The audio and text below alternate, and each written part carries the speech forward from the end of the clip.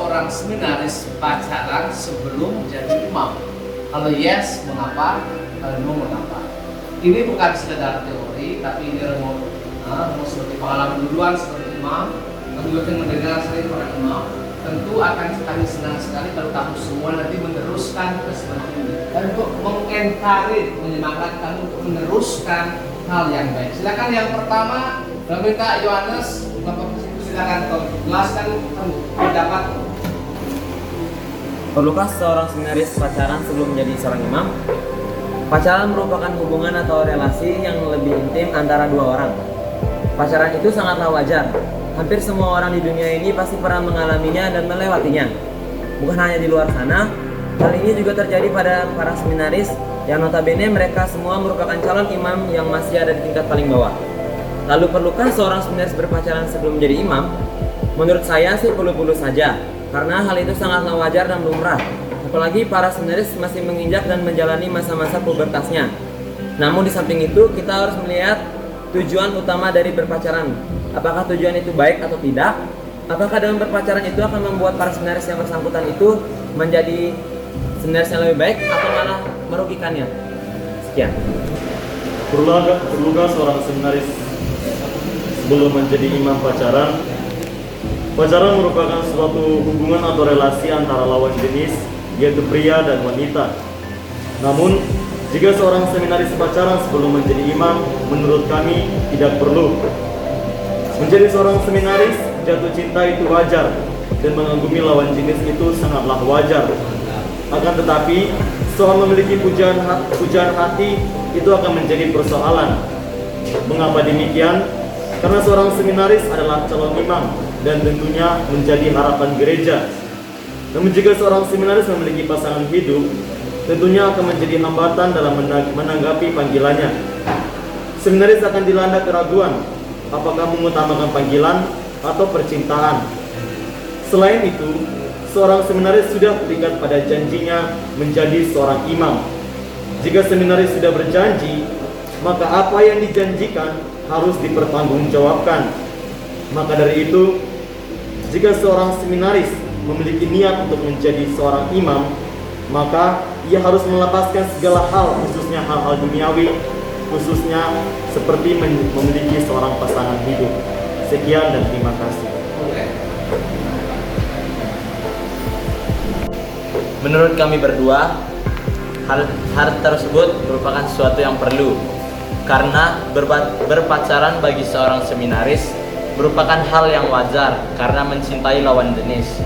Kalau mencintai sesama jenis baru tidak wajar.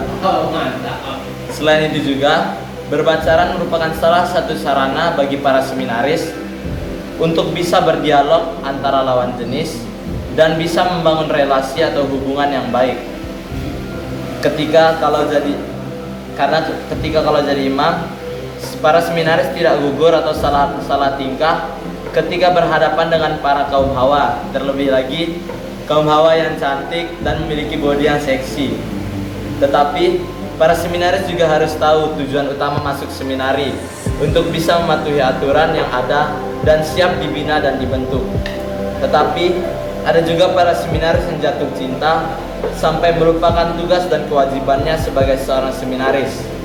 Terkadang para seminaris sering melanggar aturan seperti bolos keluar asrama, bahkan bisa dikeluarkan. Jadi, pacaran itu merupakan hal yang wajar bagi para seminaris. Tetapi harus ingat tugas dan kewajiban yang ada sehingga dapat menjadi calon imam yang baik dan bertanggung jawab. Sekian dan terima kasih. Menurutmu, perlukah seorang seminaris pacaran sebelum jadi imam? Jika perlu, alasannya mengapa? Jika tidak, alasannya mengapa? Menurut kami bertiga, saya, Riko, dan Bob, seorang seminaris perlu berpacaran sebelum jadi imam. Mengapa? Karena pacaran dengan lawan jenis adalah hal yang normal. Jika seorang seminaris tidak pernah pacaran, ada kemungkinan dia tidak normal. Misalnya, dia tidak suka perempuan. Selain itu juga, jika seminaris tidak pacaran saat masa pendidikannya di seminari menengah atau di sekolah menengah, kemungkinan besar saat dia melanjutkan ke seminari tinggi, dia akan gampang goyah ketika mengenal perempuan dan jatuh cinta kepada perempuan tersebut, sehingga panggilannya akan terhambat dan terganggu. Idealnya, Laki-laki pada umumnya ingin merasakan jatuh cinta, bukan berarti suatu paksaan. Mungkin ada beberapa yang tidak menginginkan pacaran guna mempertahankan kemurnian diri. Hasrat diri akan selalu saja mendorong diri untuk mengikuti nalas badannya. Namun pada inti pokoknya adalah pada umumnya seminaris itu harus tidak diwajibkan pacaran. Namun jika seminaris pacaran tidak melupakan segala kewajiban utamanya. Sekian. Baik. Menurut kami mengambil dari kitab suci Matius bab 19 ayat 12. Dari ayat yang berbunyi seperti ini, ada orang yang tidak dapat kawin karena ia memang lahir demikian dari rahim ibunya. Menurut pendapat kami pribadi, tidak perlu berpacaran. Mengapa? Karena hal ini dapat sangat berpengaruh bagi jalan panggilannya sendiri, panggilan seminaris itu sendiri. Bisa saja seminaris itu menggadaikan panggilannya hanya demi cinta.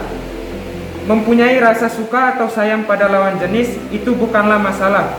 Namun itu adalah hal yang wajar dimiliki oleh lelaki.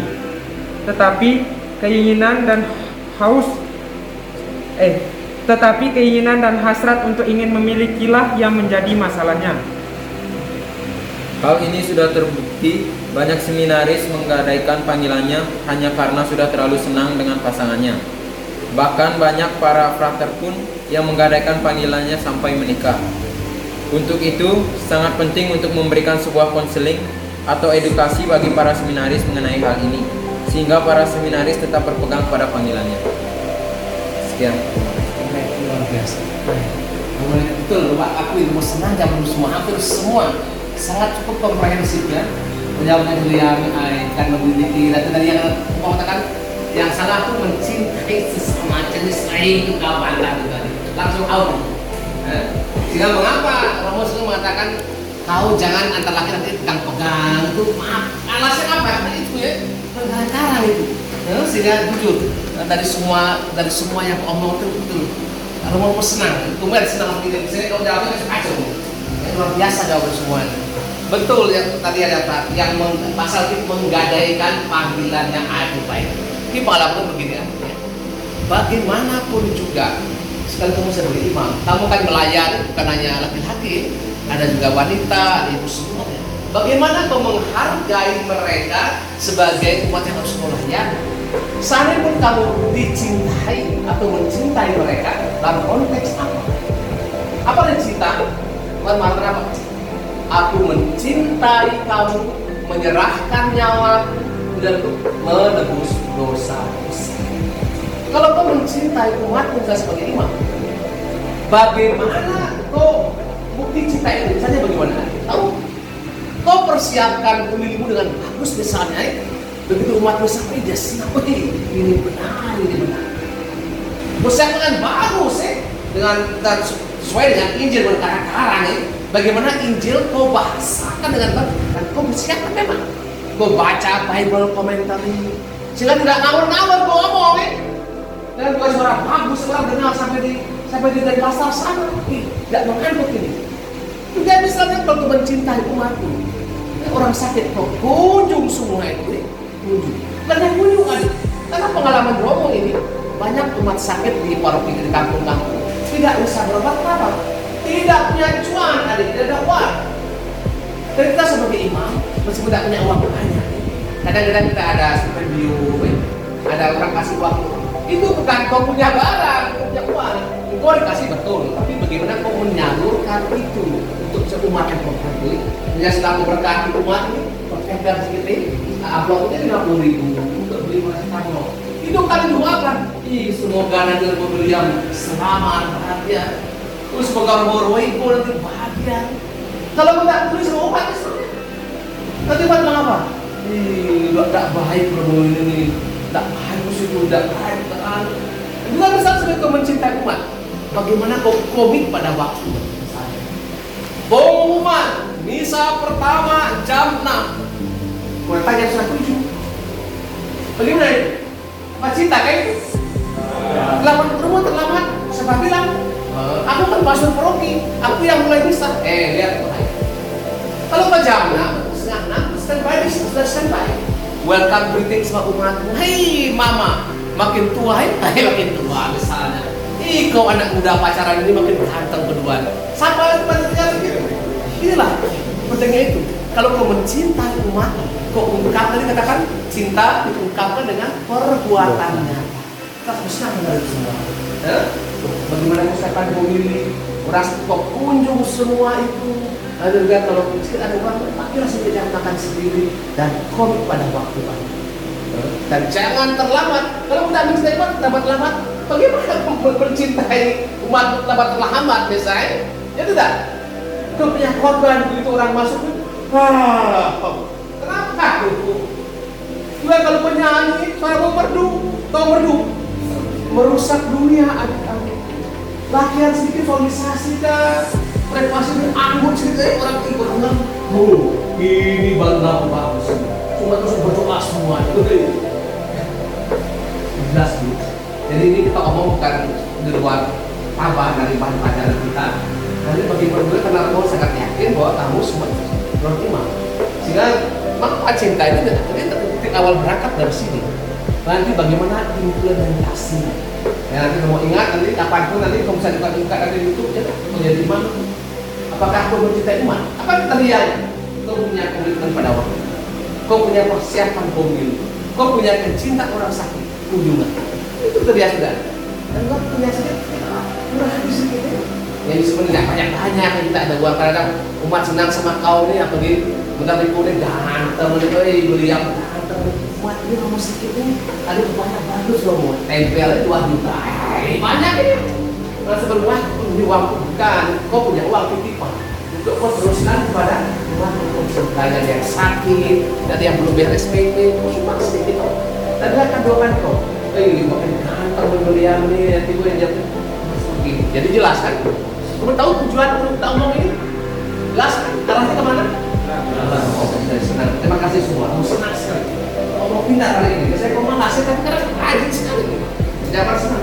Atur semua komprehensif. Ini yang meminta supaya nanti ini menjadi kau punya milik sendiri. Nanti kalau kau malamnya minta, ingat jangan sampai pun dituhankan misalnya.